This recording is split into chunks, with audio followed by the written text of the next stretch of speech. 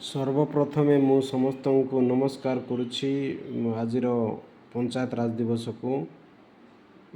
ପଞ୍ଚାୟତ ରାଜ ଦିବସ ଆଜି ପାଳନ ହେଉଛି। ଏହାର ମୁଖ୍ୟ ଲକ୍ଷ୍ୟ ହେଉଛି ଗାଁ ଗାଁରେ ଯେଉଁ ଆମର ପଞ୍ଚାୟତ ରାଜ ଦିବସରେ ସମସ୍ତଙ୍କ ପାଖରେ କେମିତି କରି ସରକାରୀ ସୁବିଧା ପହଞ୍ଚି ପାରିବ, ଲୋକ କେମିତି ଭୋକର ନ ରହିବେ, ଲୋକଙ୍କ ପାଖରେ ଘର ରହିବ।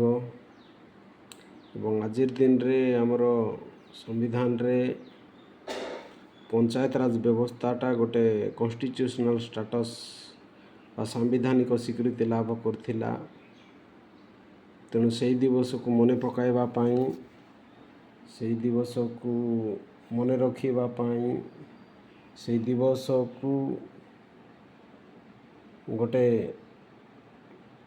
ଖୁସିର ମାହୋଲରେ ସେଲିବ୍ରେଟ୍ କରିବା ପାଇଁ ବା ପାଳନ କରିବା ପାଇଁ ପଞ୍ଚାୟତ ରାଜ ଦିବସ ପ୍ରତ୍ୟେକ ବର୍ଷ 1993 ମସିହା ଠିକ୍ ଆଜିର ଦିନରେ ସେଇଟା ସମ୍ବିଧାନ ସ୍ୱୀକୃତି ଲାଭ କରିଥିଲା। ଏବଂ ଏ ପଞ୍ଚାୟତ ରାଜ ବ୍ୟବସ୍ଥା 3 ସ୍ତରୀୟ ଅଟେ। ପଞ୍ଚାୟତ ରାଜର ସବୁଠାରୁ ତଳ ସ୍ତରକୁ ଗ୍ରାମ ପଞ୍ଚାୟତ କୁହାଯାଏ, ମଧ୍ୟସ୍ତରକୁ ବ୍ଲକ ପଞ୍ଚାୟତ କୁହାଯାଏ ଏବଂ ଜିଲ୍ଲା ସ୍ତରକୁ ଜିଲ୍ଲା ପଞ୍ଚାୟତ କୁହାଯାଏ। 3ଟା ପଞ୍ଚାୟତ ଯେଉଁ ଅଛି ସେମାନେ ଗୋଟେ ସହିତ କାମ କରିଥାନ୍ତି ହାତ ଧରା ଧରି ହୋଇ, ଏବଂ 3ଟାର କୋଅର୍ଡ଼ିନେସନ୍ ସବୁବେଳେ ଥାଏ। ଅଧିକନ୍ତୁ ଭାରତ ହେଉଛି ଗୋଟେ ଗଣତାନ୍ତ୍ରିକ ରାଷ୍ଟ୍ର। ଏଠାରେ ସବୁକିଛି ଲୋକମାନଙ୍କ ଦ୍ୱାରା, ଲୋକମାନଙ୍କ ପାଇଁ, ଲୋକମାନଙ୍କର ଅନୁସାରେ ହୋଇଥାଏ। ତେଣୁ ପଞ୍ଚାୟତ ଲେଭେଲରେ ମଧ୍ୟ ଗଣତନ୍ତ୍ରକୁ ସୁଦୃଢ଼ୀକରଣ କରିବା ପାଇଁ ଗ୍ରାମ ସଭାର ବ୍ୟବସ୍ଥା କରାହୋଇଛି। ଗ୍ରାମ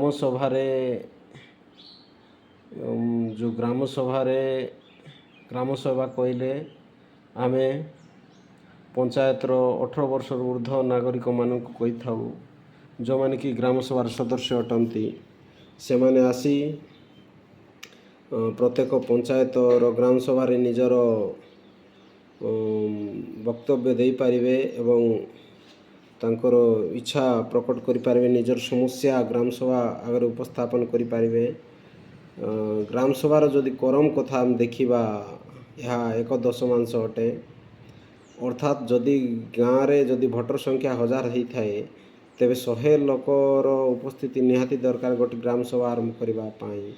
ଠିକ୍ ସେହିଭଳି ଯେତେ ଲୋକ ଉପସ୍ଥିତ ଥାଆନ୍ତି ଗ୍ରାମ ସଭାରେ ଉପସ୍ଥିତ ଲୋକଙ୍କର 1/3 ମହିଳା ହେବା ଉଚିତ, ଯେଉଁଟାକି ରହୁନାହିଁ। ବହୁତ ଦୁଃଖର କଥା। ତଥାପି ଗ୍ରାମ ସଭା ହେଉଛି, ଗ୍ରାମ ସଭାରେ ବିଭିନ୍ନ ଜିନିଷ ପାରିତ ହେଉଛି ଏବଂ ସେଇ ଗ୍ରାମ ସଭା ଯୋଗୁଁ ହିଁ ବିଭିନ୍ନ ଜିନିଷର ଡିସ୍ପ୍ୟୁଟ୍ ରିଜଲ୍ୟୁସନ୍ ମଧ୍ୟ ହୋଇପାରିବ। ଅଧିକନ୍ତୁ ପଲ୍ଲୀ ସଭା ମଧ୍ୟ ହୋଇଥାଏ। ପଲ୍ଲୀ ସଭାର ନିୟମ ଟିକେ ଅଲଗା ରହିଛି। ଠିକ୍ ସେହିଭଳି ଜିପି ମିଟିଂ ମଧ୍ୟ ହୋଇଥାଏ। ଜିପି ମିଟିଂରେ କିନ୍ତୁ କୋରମ୍ 1/3 ଅଟେ। ଅର୍ଥାତ୍ ଯଦି ଗୋଟେ ପଞ୍ଚାୟତରେ 9 ଜଣ ମେମ୍ବର ଅଛନ୍ତି, ତେବେ 3 ଜଣ ମେମ୍ବର ସେଠି ଉପସ୍ଥିତ ରହିବା ନିହାତି ଆବଶ୍ୟକ। ଏବଂ ମେମ୍ବରମାନଙ୍କର ମେମ୍ବର ଭତ୍ତା ମଧ୍ୟ ବ୍ୟବସ୍ଥା ରହିଛି। ମେମ୍ବରମାନେ ମେମ୍ବର ଭତ୍ତା ମଧ୍ୟ ପାଇପାରିବେ ଏବଂ ସେମାନେ ମେମ୍ବର ଭତ୍ତା ପାଇବା ଦ୍ୱାରା ସେମାନଙ୍କ ମଧ୍ୟରେ ଗୋଟେ ମିଟିଂ ଆସିବା ପାଇଁ ଇଚ୍ଛା ହୁଏ। ମିଟିଂରେ ସେମାନେ ଅଂଶଗ୍ରହଣ କରନ୍ତି ଏବଂ ପଞ୍ଚାୟତର ଉନ୍ନୟନ କାର୍ଯ୍ୟରେ ସେମାନେ ମଧ୍ୟ ଭାଗିଦାର ହୁଅନ୍ତି। ସାଧାରଣତଃ ପଞ୍ଚାୟତର କାର୍ଯ୍ୟରେ ପିଓଙ୍କ ନାଁରେ ୱାର୍କ ଅର୍ଡ଼ର ଥାଏ। ତାଙ୍କ ନାଁରେ ସେ ହିଁ ପଞ୍ଚାୟତର ମୁଖ୍ୟ ଏକ୍ଜିକ୍ୟୁଟାଣ୍ଟ କହିଲେ ଅତ୍ୟୁକ୍ତି ହେବ ନାହିଁ। ପିଓ ହିଁ ଗୋଟେ ଏକ୍ଜିକ୍ୟୁଟିଭ୍ ଏଜେନ୍ସି ଅଟନ୍ତି ପଞ୍ଚାୟତର। ତେଣୁ ତାଙ୍କ ହାତରେ ସବୁକିଛି ରହିଥାଏ ବୋଲିକରି କହିଥାଉ, କିନ୍ତୁ ବହୁତ କଷ୍ଟମୟ ପିଓଙ୍କର ଲାଇଫ୍। ଧନ୍ୟବାଦ।